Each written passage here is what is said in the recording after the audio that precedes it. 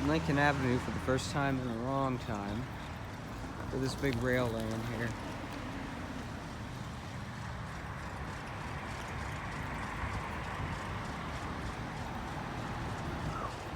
They're getting ready to replace some rails here on the NS Sandusky district, it seems.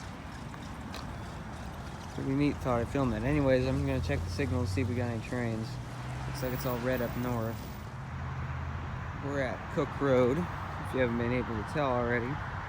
Once again, there's more CSX work vehicles here. We got a red signal to the north on the close line and a yellow on the other one over there. You can see down there, I don't know. So we have a southbound on the coastline. And just like up at Lincoln Avenue, we have the rails here. But you can see up there where the break in the rail's at.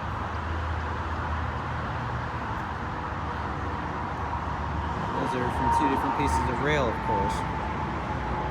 I'm guessing they're going to replace them. They just did it about 10 years ago, too. I don't know why. They've just been getting used a lot, I guess. Pretty neat. Anyways, just waiting for this train now.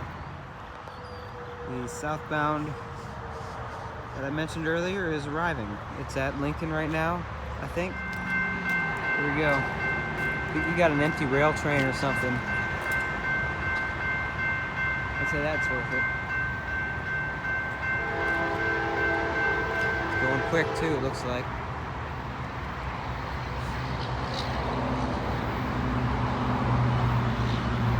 Yeah, it's the rail train.